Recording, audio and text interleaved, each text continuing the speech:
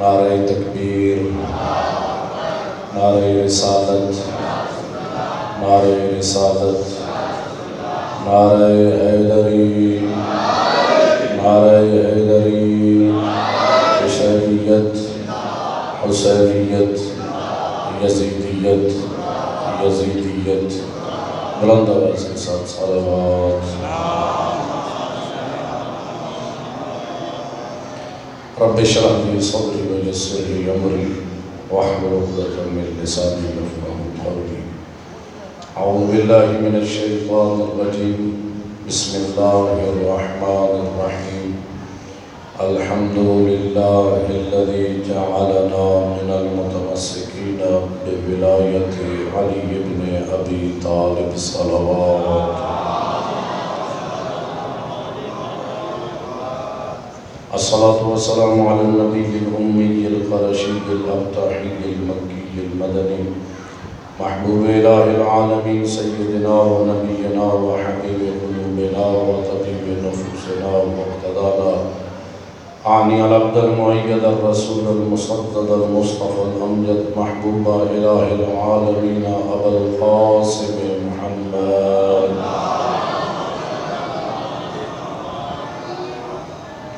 ثم الصلاة والسلام على أهل بيته الطيبين الطاهرين المعصومين، ولعنة الله على أعدائهم أجمعين ملعونين، أما بعد، فقد قال أمير المؤمنين علي بن أبي طالب عليه الصلاة والسلام: قد علم المستحفظون من أصحاب النبي أن ليس لهم منكبة إلا وشربت فيها وفضلتها، ولي 70 مناكب لم يشركني أحد منهم، بلندتر صلوات۔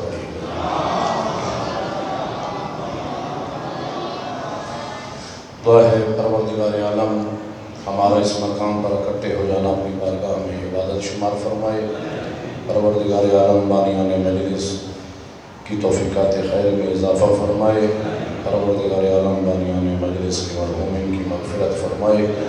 پروردگار عالم ہمارے وقت کے آقا و مولا امام زمان کے ظہور میں تعجیل فرمائے اور ہمیں اپنے امام کے ناصرین میں سے شمار فرمائے۔ اپنی دعاؤں کی قبولیت کے لیے بلند آواز کے ساتھ صلوات۔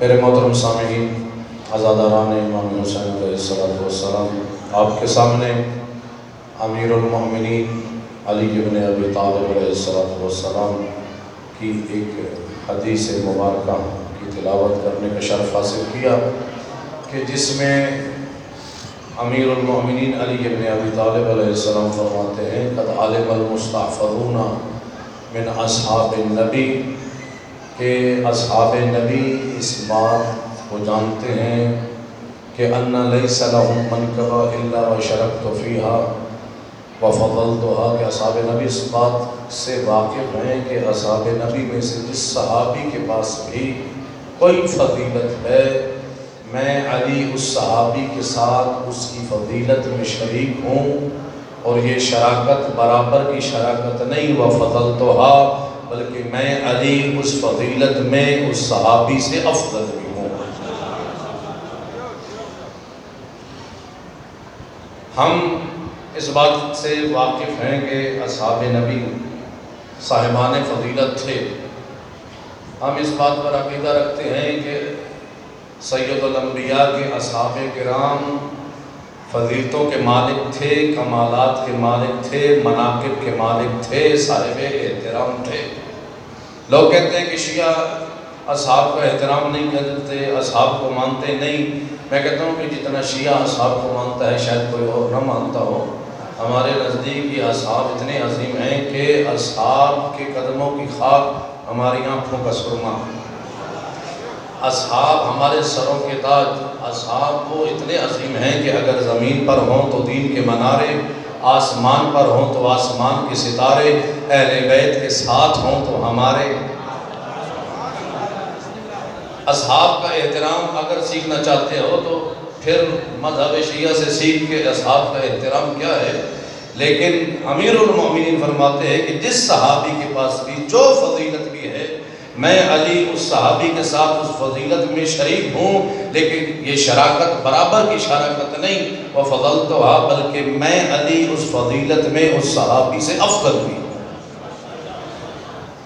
وَلِي سَبْعُونَ مَنَاقِبَ لَمْ يَشْرِكْنِي أَحَدٌ مِّنْهُمْ، لیکن مجھ علی کے 70 فضیلتیں ایسی ہیں کہ اصحاب نبی میں سے کوئی صحابی بھی میرے ساتھ شریک نہیں، اصحاب نبی میں سے کوئی اور صحابی شریک نہیں۔ پھر گنوائی میرے مولا نے، پہلی فضیلت چند جو گنوا سکیں گے انشاءاللہ اسی مجلس میں گنوائیں گے جتنا موقع ملا۔ کہا کہ ایک فضیلت یہ کہ پروردگار عالم نے مجھ علی کو یہ شرف عطا کیا کہ علی کی ولادت بیت اللہ میں ہو، کسی اور صحابی کو یہ فضیلت پروردگار عالم نے نہیں عطا کی، اور واقعہ میں ایسا ہی ہے۔ لوگ کہتے ہیں کہ جناب فاطمہ بنت اسد آئی ہیں، اپنی مرضی سے آئیں اور اتفاق کیا، یہ واقعہ ہے نہ میرے بھائی، یہ اتفاق نہیں ہوا کرتا۔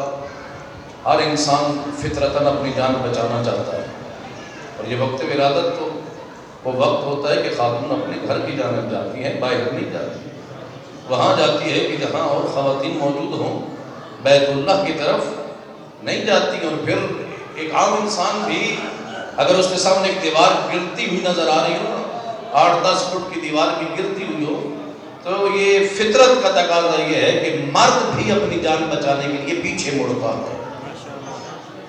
لیکن کہاں 8-10 فٹ کی دیوار اور کہاں 52 فٹ کی دیوار بیت اللہ، اور جب اس دیوار نے مسکرانا شروع کیا، بیت اللہ کی دیوار میں دراڑ پڑنا شروع ہوئی، تو جناب فاطمہ بنت اسد کا قدم پیچھے نہ رکھنا بلکہ قدم بڑھ کر بیت اللہ میں، یہ بتاتا ہے کہ بیوی اپنی مرضی سے نہیں آئی بلکہ ادھر سے بلائی گئی۔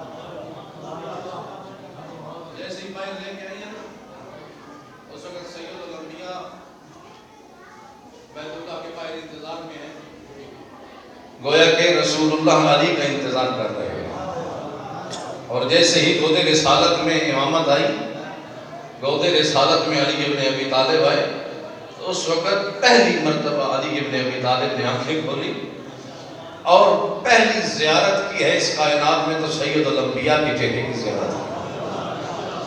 اس وقت سید الانبیاء نے فرمایا تھا، یا علی انت خصصتنی من نظر فخصصتک بالعلم، اے علی آپ نے اپنی نظر سے مجھے مخصوص کیا ہے، آپ نے اپنی نظر سے مجھے مخصوص کیا، میں اپنے علم سے آپ کو مخصوص کرتا ہوں۔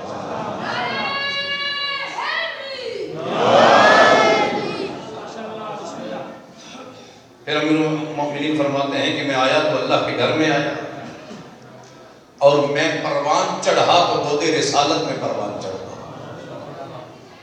باقاعدہ جب ولادت باسعادت کے بعد جناب فاطمہ بنت اسد امیر المومنین کو گھر میں لے لیا نا، تو اس وقت جناب سید الانبیاء نے کہا کہ اماں جان میرا بستر بھی علی کے جھولے کے قریب ڈال دیجیے۔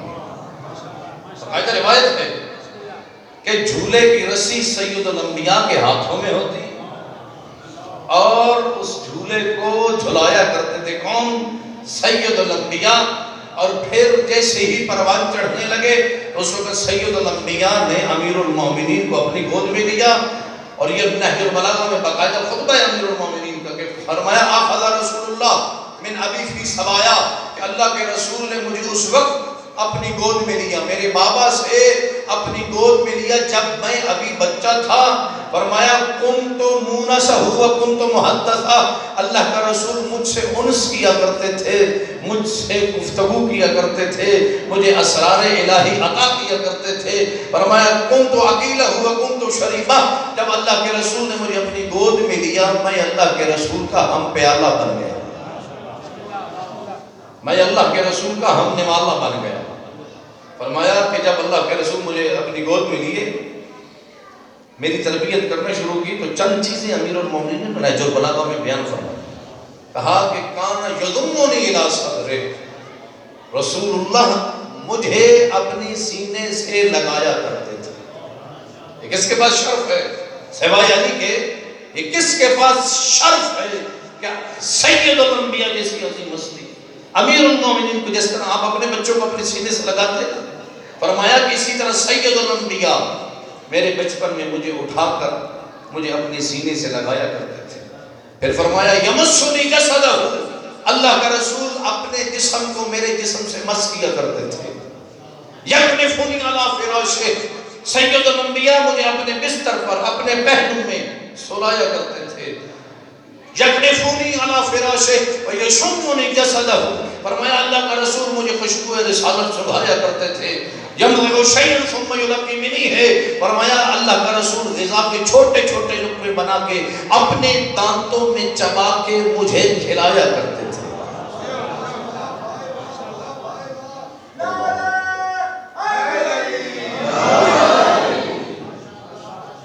پھر فرمایا یرفع لکل یوم علما من اخلاقہ، اللہ کا رسول روزانہ اخلاق کا ایک علم بلند کرتے اور پھر مجھے کہتے ہیں علی جیسے میں کرتا جاؤں ویسا تو کرتا جا. یرفع لکل یوم علما من اخلاقہ، اخلاق کا ایک علم میرے لیے بلند کرتے اور پھر کہتے کہ علی میری اتباع کرتا جا. امیر المومنین فرماتے ہیں کہ میں ایسی سید الانبیاء کی اتباع کرتا کہ اتبعہ اتباع فصیل اسرع امہ، کہا میں نے اللہ کے رسول کے پیچھے ایسے چلا کرتا تھا جیسے اونٹنی کا بچہ اپنی ماں کے پیچھے پیچھے چلا کرتا ہے. اللہ اکبر. ہاں اس انداز میں نے سید الانبیاء کی اتباع و پیروی کی ہے کہ ما وجد لی فی قول کذبۃ ولا فی فعل خلطہ، کہ اللہ کے رسول نے آج تک میرے کسی قول میں غلطی نہیں پائی، میرے کسی فعل میں غلطی نہیں پائی، میرے کسی قول میں جھوٹ نہیں پایا.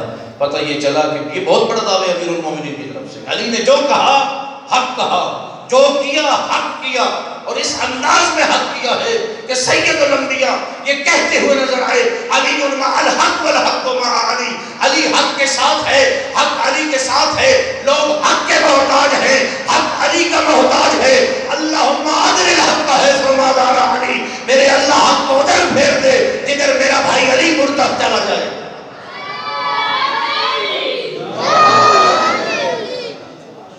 اگر لوگوں کے لیے معیار حق ہے، جب بھی کسی بندے کو پہچاننا ہونا تو شناخت کا معیار حق ہوتا ہے کہ بندہ حق پر کتنا عمل کرتا ہے، حق کی مخالفت کتنی چیز کرتا ہے، حق کی اتباع کتنی کرتا ہے. تو لوگوں کو پہچاننے کا معیار حق ہے، حق کو پہچاننے کا معیار علی ابن ابی طالب ہے. اس لیے فرمایا تھا کہ عمار اذا رأیت الناس قد صلوا بواد، اے عمار یاسر جب دیکھنا کہ کائنات کے تمام لوگ ایک وادی میں چل رہے ہیں اور اکیلا علی دوسرے راستے پر چل رہا ہے تو پھر لوگوں کے پیچھے نہ جانا، علی کے پیچھے جانا. کیونکہ جو علی کے پیچھے جاتا ہے علی نہ اسے ہلاک ہونے دیتا ہے نہ گمراہ ہونے دیتا ہے.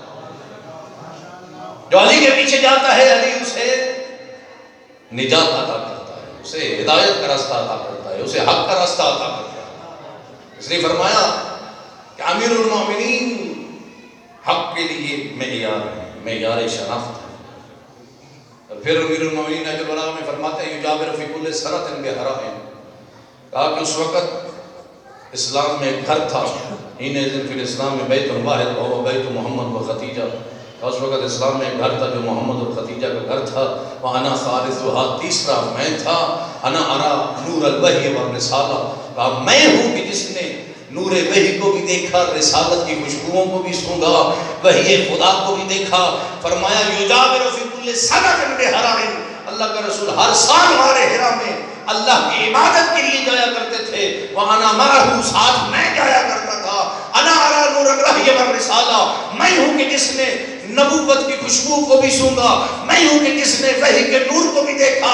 کہا اس وقت میں اکیلا ہوتا تھا ہمارے حرا میں کہ میں سید الانبیاء کو دیکھ سکتا تھا، انی اراہ ولا یراہ غیری، میرے علاوہ کوئی نہ تھا جو رسول اللہ کو ہمارے حرا میں دیکھ سکتا تھا۔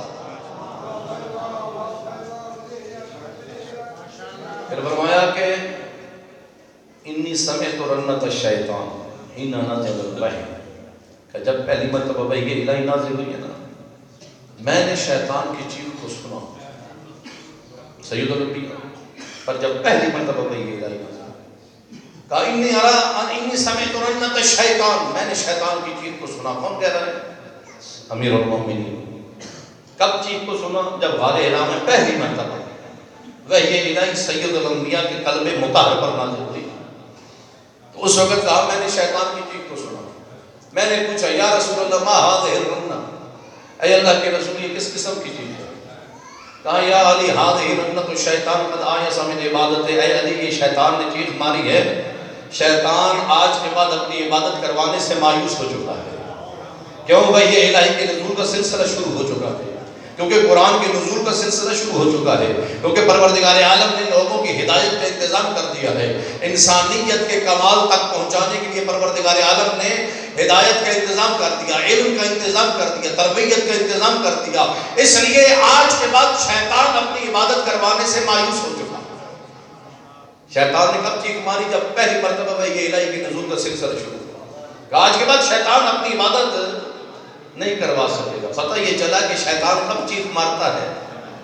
جب علم آتا ہے۔ جہاں علم آ جائے وہاں شیطان نہیں رہتا، وہاں شیطان اپنی عبادت نہیں کروا سکتا۔ شیطان کب عبادت کرواتا ہے؟ جب معاشرے میں جہالت ہو، جاہل انسان سے عبادت کروا سکتا ہے، معرفت والے سے عبادت نہیں کروا سکتا۔ اس لیے فرمایا کہ شیطان عابد کی عبادت سے نہیں گھبراتا، عالم کے علم سے شیطان گھبراتا ہے۔ جاہل سے نہیں گھبراتا، عابد کی عبادت سے، بے شک وہ جاہل ہو تو اس کی عبادت سے نہیں گھبراتا۔ بے شک ایک انسان عبادتیں کرتا رہے اس سے شیطان کو کچھ فرق نہیں پڑتا۔ شیطان کب گھبراتا ہے؟ جب عالم کا علم آ جائے۔ پتہ یہ چلا، خود معصوم کی روایت ہے کہ جاہل عابد کی عبادت شیطان کی کمر نہیں توڑتی، عالم کا علم شیطان کی کمر کو توڑ کے رکھ دیتا۔ عابد جب عبادت کرتا ہے نا تو اس سے معاشرے میں کوئی فرق نہیں پڑتا، وہ خود اپنی ایک انفرادی عبادت کرتا ہے، اس سے معاشرے میں کوئی فائدہ نہیں ہوتا۔ لیکن جب عالم کا علم معاشرے میں پھیلتا ہے پھر اس وقت سنت الہی زندہ ہوتی ہوئی نظر آتی ہے، بدعات ختم ہوتی ہوئی نظر آتی ہیں، لوگ پھر شیطان کے سامنے نہیں جھکتے بلکہ ایک رحمان کے سامنے جھکتے ہوئے نظر آتے ہیں۔ اس لیے شیطان کیا چاہتا ہے؟ معاشرے میں علم ختم ہو جائے، لوگ جاہل ہو جائیں۔ جہالت، جب معاشرے میں جہالت ہوگی تو جہالت کب ہوگی؟ جب لوگ علم سے بھی دور ہوں، علمی مراکز سے بھی دور ہوں، لوگ علماء سے بھی دور ہوں، فقہاء سے بھی دور ہوں، تب معاشرے میں جہالت پھیلتی ہے۔ جب لوگ علماء سے دور ہو جائیں تب لوگ توحید سے دور ہو سکتے ہیں، جب معاشرے میں جہالت پھیل جائے۔ لیکن یاد رکھنا اپنے آپ کو علم سے آراستہ کرنا، تو کوئی عام مذہب سے تعلق نہیں رکھتا، تو مذہب اہل بیت سے تعلق رکھتا ہے، کہ جو علم کا مذہب ہے، علماء کا مذہب ہے، یہی اہل بیت ہے کہ جن کے صدقے میں علم ہے۔ تو جو ہے میرے بھائی، یہ علم انسان کے لیے زندگی ہے۔ فرمایا العلم حیات والجہل ممات، علم زندگی کا نام ہے، جہالت موت ہے۔ خود امیر المومنین نے فرمایا تھا، کہا کہ یا کمیل حلقہ خزانو اموال مال کو اکٹھا کرنے والے ہلاک ہو گئے. العلماء باقون ما بقی الدہر، صاحبان علم زندہ ہیں جب تک کہ زمانہ باقی ہے. یاد رکھ لو، اپنے آپ کو علم سے آراستہ کرو. اس لیے مولا فرماتے ہیں کہ معاشرہ زندہ ہوتا ہے تو علم سے، معاشرہ مردہ ہوتا ہے تو جہالت سے. اگر معاشرہ زندہ ہوتا ہے تو علم سے، معاشرہ مردہ ہوتا ہے تو جہالت سے. اب مجھے بتائیے کہ علم کس سے زندہ ہوتا ہے؟ اس کا جواب خود امیر المومنین نے نہج البلاغہ میں دیا.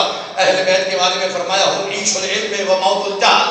یہ اہل بیت ہے کہ جن کے صدقے میں علم زندہ ہوتا ہے اور جہالت مردہ ہو جاتی ہے. اے مذہب اہل بیت سے تعلق رکھنے والے، تیرا تعلق ہے اہل بیت کے ساتھ، تیرا تعلق ہے مذہب علم کے ساتھ، تیرا تعلق ہے مذہب علماء کے ساتھ. امام محمد باقر علیہ السلام نے اپنے دو شاگردوں سے کہا تھا شرک وغربا فلا تجادان علما صحیحا الا ما خرج من عندنا. کہا تھا کہ تم دونوں مشرق سے لے کر مغرب تک چلے جاؤ، کائنات کا کونا کونا چھان مارو، تجھے کہیں سے علم نہیں ملے گا. علم وہی ہے جو در اہل بیت سے نکلتا تھا. جو در اہل بیت سے نہیں نکلتا وہ علم نہیں ہے، وہ جہالت ہے. اس لیے آپ نے دیکھا کہ جو در اہل بیت سے توحید نہیں لیتے ان کے پاس توحید کی نظریہ کیا ہے؟ وہ خدا کے جسم اور جسمانیت کے قائل ہو گئے. جنہوں نے در اہل بیت سے توحید نہیں دی وہ اس بات کے قائل ہو گئے کہ نعوذ باللہ قیامت کے دن اللہ کرسی پر بیٹھے گا اور پھر کرسی آوازیں نکالے گی. نعوذ باللہ ان کے نزدیک یہ ہے کہ پھر جب اللہ پوچھے گا جہنم سے کہتا پور ہو گئی ہے تو وہ کہے گی کہ نہیں حال میں مزید کوئی ہے تو لے آؤ. تو پھر نعوذ باللہ ثم نعوذ باللہ اللہ اپنے قدم کو رکھے گا تو وہ کہے گی نہیں اب گنجائش نہیں. یہ کس کے پاس یہ عقیدہ آیا؟ یہ اس کے پاس آیا کہ جو مذہب اہل بیت سے دور ہوا، جو در اہل بیت سے دور ہوا. کیونکہ حقیقی توحید ملنی ہے تو در اہل بیت سے ملنی ہے. حقیقی مذہب اہل بیت اگر ملنا ہے تو در اہل بیت سے ملنا ہے. خود اہل بیت نے فرمایا نحن ابواب اللہ، ہم اللہ کی معرفت کے دروازے ہیں. بنا عرف اللہ و بنا عبد اللہ، ہم نہ ہوتے اللہ کی معرفت ممکن نہیں تھی، ہم نہ ہوتے خدا کی عبادت کا طریقہ سکھانے والا نہ ملتا. اس لیے اپنے آپ کو علم سے آراستہ کر، علماء سے وابستہ ہو جا. اس لیے فرمایا کہ علم عظیم ہے. علم خود جب امام جعفر صادق علیہ السلام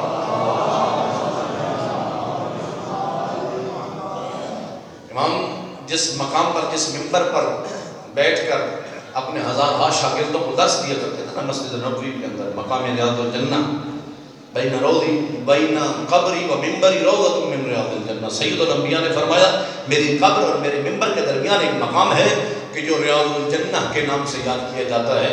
اس مقام پر امام صادق علیہ السلام کا منبر نصب ہوتا اور ہزارہا شاگرد امام کے سامنے موجود ہوتے کہ جو امام سے فیض علم لیا کرتے تھے. اس امام صادق کے اس منبر کے پیچھے اس دور کا کوئی بینر لگا تھا جس بینر پر امیر المومنین علی ابن ابی طالب کی حدیث درج تھی، جس حدیث میں یہ لکھا تھا کہ امیر المومنین نے فرمایا لیس الیتیم الذی قد مات والدہ بل یتیم الذی یتیم العلم والادب. یتیم وہ نہیں ہوتا جس کا باپ مر جائے، یتیم وہ ہوتا ہے جو علم سے بھی محروم رہ جائے، ادب سے بھی محروم رہ جائے. اس لیے اپنے آپ کو علم سے آراستہ کر، اپنی اولاد کو علم سکھا. لوگ کہتے ہیں کہ میں اپنی وراثت میں اپنی اولاد کو بہتر مال دے کے جاؤں، جاگیر و رقبے دے کے جاؤں، بڑا گھر دے کے جاؤں. نہ میرے بھائی، بہترین وراثت یہ مال و دولت، یہ دنیا نہیں ہے. بہترین وراثت وہ ہے جو تو اپنی اولاد کو دے کے جائے، وہ علم ہے، ادب ہے اور اخلاق ہے.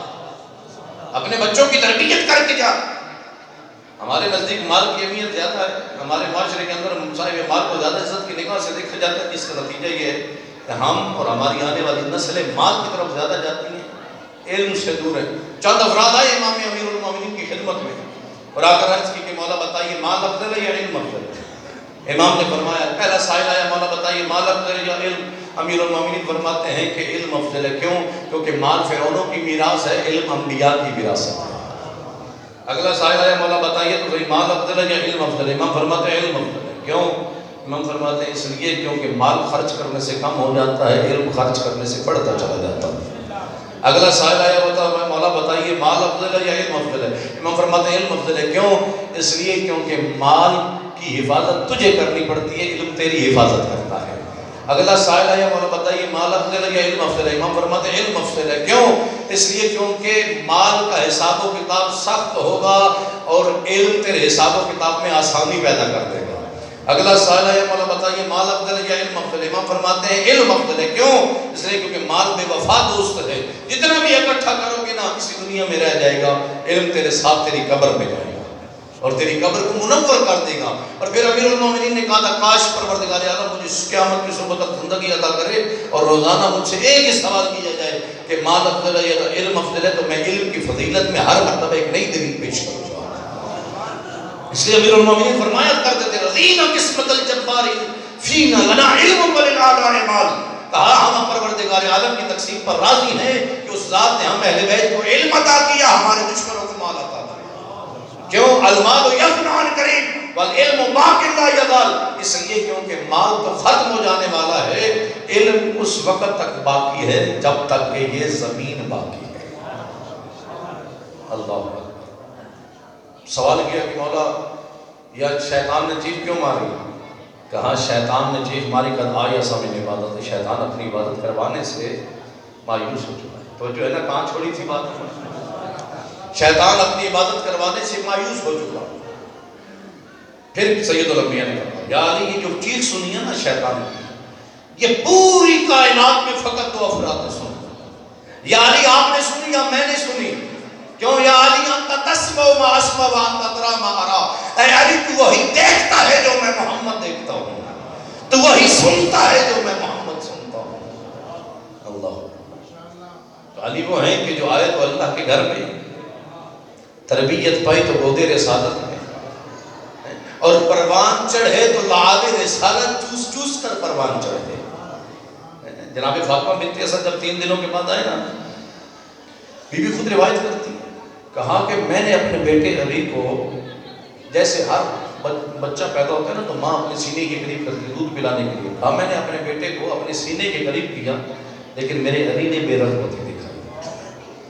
3 دنوں کے بعد جب میں باہر لے کے آئی اور جیسے ہی علی دودھ رسالت میں آئے اور رسول اللہ نے اپنی زبان کو علی کے منہ میں رکھا، کہا اس وقت میرے بیٹے نے بے ساختہ چوسنا شروع کر دیا. کہا پہلی غذا علی کی لعاب رسالت ہے اور اسی لعاب رسالت کو علی پوری زندگی یاد کیا کرتے تھے. جب سنونی کا دعویٰ کیا ہے نا کہ لوگوں جو کچھ پوچھنا ہے پوچھ لو، انی اعلم طرق السماوات من طرق الارض. کہا کہ لوگوں جو کچھ پوچھنا ہے پوچھ لو، میں زمین کے راستوں سے بہتر آسمان کے راستے جانتا ہوں. اور پھر میرے مولا نے کہا تھا لو سنیت الوساط الحکم تو بین اہل التوراۃ بتوراتہم وبین اہل الانجیل بانجیلہم وبین اہل الزبور بزبورہم وبین اہل الفرقان بفرقانہم. میرے مولا نے یہ دعویٰ بھی کیا تھا کہ لوگوں میرے لیے اگر مسند علم بچھا دیا جائے اور اہل تورات آ کر مجھ سے سوال کریں تو میں ان کو تورات سے جواب دوں گا، اہل زبور آ کر جب سوال کریں گے تو میں زبور سے جواب دوں گا، اہل انجیل آ کر سوال کریں تو انجیل سے جواب دوں گا، اہل قرآن آ کر سوال کریں تو قرآن سے جواب دوں گا. اور پھر جواب ایسا دوں گا تورات پکار کے کہے گی علی نے سچ کہا، انجیل پکار کے کہے گی علی نے سچ کہا، تورات پکار کے کہے گی علی نے سچ کہا، قرآن پکار کے کہے گا علی نے سچ کہا. اور جب یہ دعویٰ کیا ہے نا لوگوں نے تعجب کیا علی آپ، اور یہ دعویٰ سنونی اتنا بڑا دعویٰ آپ کیسے کر سکتے ہیں؟ اس وقت امیر المومنین نے کہا تھا لوگوں مجھے اپنے اوپر قیاس مت کرنا، مجھے اپنے جیسا مت سمجھنا. تم تو وہ ہو جو ماؤں کا دودھ پی کر پروان چڑھے ہو، میں لعاب رسالت چوس چوس کے پروان چڑھا ہوں. اللہ اکبر. اگلی فضیلت امام فرماتے ہیں کہ انی لم اشرب الخمر قط. زندگی میں علی نے شراب نہیں پی. یہ کون سی فضیلتیں ہیں؟ جو اصحاب نبی میں سے فقط اور فقط علی ابن ابی طالب علیہ السلام نے پائی گئی تھی. توجہ ہے نا میری طرف؟ اگلی بات مفہوم آپ سمجھ سکتے ہیں کہ یہ وہ فضیلتیں ہیں کہ جو فقط امیر المومنین میں ہیں. کہا کہ علی نے زندگی میں شراب نہیں پی. اچھا یہ کس دور کی بات ہے؟ یہ اس دور کی بات ہے جس دور میں شراب عمومی لوگ پیتے تھے. عمومی طور پر شراب پیتے تھے۔ بزرگان اسلام کی اگر آپ کلمات پڑھے نا، وہ کہتے ہیں کہ ہم شراب اتنا پیتے تھے کہ ہم اس وقت تک سفر نہیں کر سکتے تھے جب تک کہ ہمارے پاس شراب کے مشکیزیں نہ ہوتے۔ اب آج آپ نکلنے لگے نا سفر کے لیے تو پانی بھر لیتے ہیں، اس دور میں لوگ شراب کی مشکیزیں بھر لیتے تھے۔ شراب پہلے حرام نہیں تھی، اسلام آیا اور اسلام تدریجاً آیا، آہستہ آہستہ آیا، احکام آتے گئے۔ لوگ شراب کے عادی تھے، کہا ہم اسلام کے ہر حکم کو قبول کرتے گئے، آسانی سے قبول کیا سوائے شراب کی حرمت۔ جملہ ہے روایت میں جو جملہ تاریخ میں ملتا ہے کہ لم اشد حرمتاً من الخمر، کہا کہ شراب کی حرمت سے شدید ترین کوئی اور حکم ہمارے لیے نہیں تھا۔ لوگ عادی تھے، یعنی آپ آج اندازہ لگا لیں کہ اگر کوئی سگریٹ کا عادی ہو اور سگریٹ حرام ہو جائے تو اس کے لیے سگریٹ چھوڑنا مشکل ہوگی یا آسان؟ یا چلو سگریٹ کو چھوڑے کیونکہ سارے سگریٹ نہیں پیتے، مثال کے طور پر چائے حرام ہو جائے تو کتنے لوگوں کے لیے چائے چھوڑنا مشکل ہو جائے۔ اس دور میں لوگ اسی طرح شراب کے عادی تھے، شراب چھوڑنا آسان نہیں تھا ان کے لیے۔ جیسے شراب کی حرمت آئی ہمارے لیے شراب چھوڑنا مشکل تھا۔ کہا اس دور میں شراب اتنی پیتے تھے کہ مائیں اپنے بچوں کو شراب کی گھٹی لگایا کرتی تھی۔ گھٹی لگانا مستحب ہے نا آج کے دور میں بھی، یہ سنت ہے اور اسلام کا حکم ہے، ادب ہے، اور باقاعدہ ہمارے لیے مستحب یہ ہے کہ اپنے بچوں کو گھٹی لگاؤ۔ ہنی کے اولادکم بتربت الحسین، اپنے بچوں کو گھٹی لگاؤ کربلا کی مٹی سے، اور حکم ہے کہ اپنے بچوں کو نو مولود جب بچہ پیدا ہو جائے تو اس بچے کو کربلا کی مٹی کو شہد، خالص شہد میں، اگر خالص شہد نہ ملے تو پاکیزہ پانی میں تر کر کے کربلا کی مٹی سے گھٹی لگاؤ۔ کیوں؟ فلسفہ کیا ہے؟ تاکہ پیدائش صحیح تیرے بچے کا رشتہ کربلا والوں سے جڑ جائے، تیرے اس بچے کی رگوں میں کربلا کی مٹی خون بن کر دوڑے، اور تیرے بچے کا کردار بچپن سے ہی حسینی کردار بنتا ہوا نظر آیا ہے۔ مستحب ہی ہے، لیکن اس دور میں مائیں اپنے بچوں کو گھٹی لگاتی تھی شراب۔ اب مجھے کہنے دیجئے کہ کسی نے اپنی مرضی سے شراب نہ بھی پی ہوگی نا تو کم سے کم اس کو شراب کی گھٹی ضرور ملی تھی۔ اب فرق ہے اس میں کہ جس کو شراب کی گھٹی ملی اور اس میں کہ جس کو لعاب رسالت کی گھٹی ملی۔ اللہ اکبر، لوگ شراب پیتے تھے، اس دور کے اندر شراب پیتے تھے، عام تھی شراب، چونکہ حرام آدمی ہوئی ہے تو لوگ شراب کے عادی تھے۔ لیکن یاد رکھنا شراب کا حکم کیا ہے؟ آج کے دور میں شراب شدید قسم کی حرام اس انداز میں ہے کہ خود قرآن مجید میں ارشاد ہوا، قرآن مجید کی دو آیات آپ کو سناؤں اور پھر آپ کی زحمت تمام کروں۔ فرمایا کہ یسألونک عن الخمر والمیسر قل فیہما اثم کبیر، اے میرے حبیبی آپ سے شراب اور جوئے کے بارے میں پوچھتے ہیں، ان کو کہہ دیجئے کہ شراب اور جوئے کے اندر گناہ کبیرہ ہے۔